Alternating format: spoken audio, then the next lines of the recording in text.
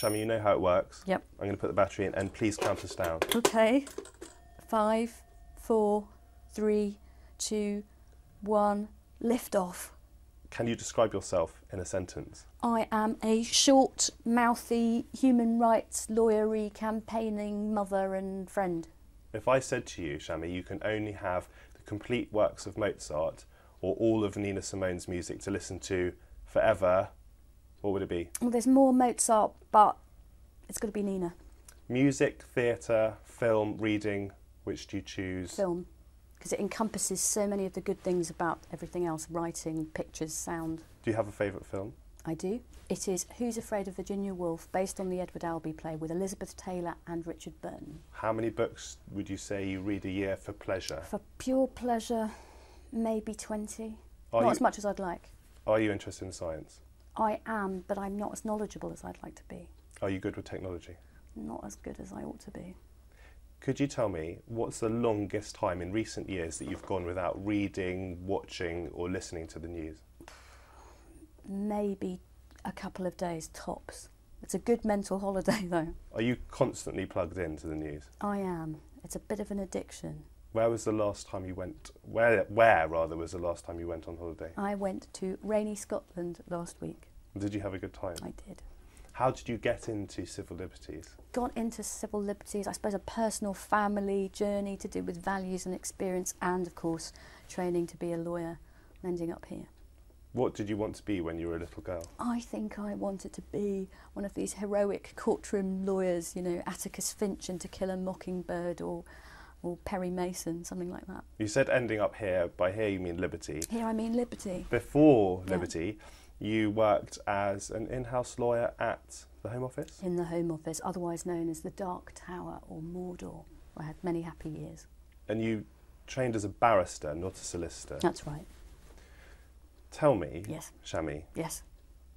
are you concerned about the public perception of human rights issues, in that some might say that sometimes the rights of the criminal are put before the rights of the victim? I'm really worried that the public could face a grand swindle of their precious rights and freedoms, which are as much about protecting victims from torture and giving them access to justice as they are about protecting anybody else. Leaving aside the question of whether it works or not, can you see any circumstances whatsoever where torture might be justified? Should never change the law to sanction torture, but personally, ethically, maybe in a science fiction novel, if I was going to save the universe, I could have that moral dilemma, but not in law.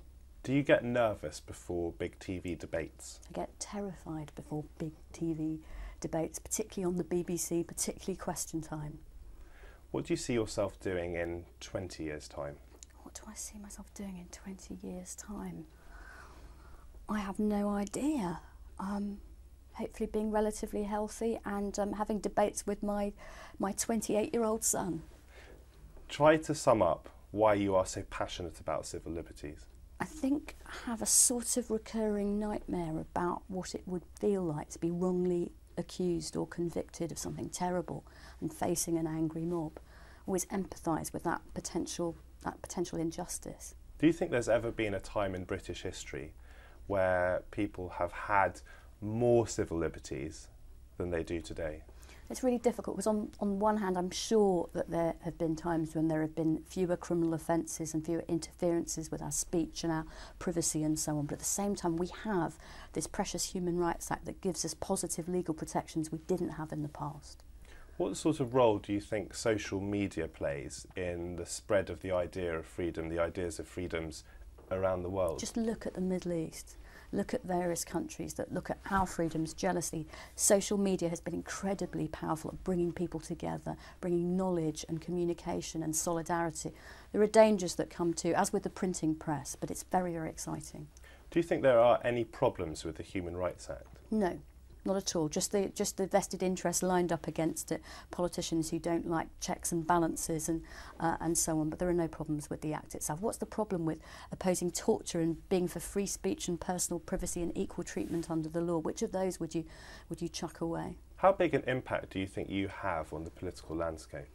I think we've got some influence as independent voices and voices of enduring values that are shared across the spectrum.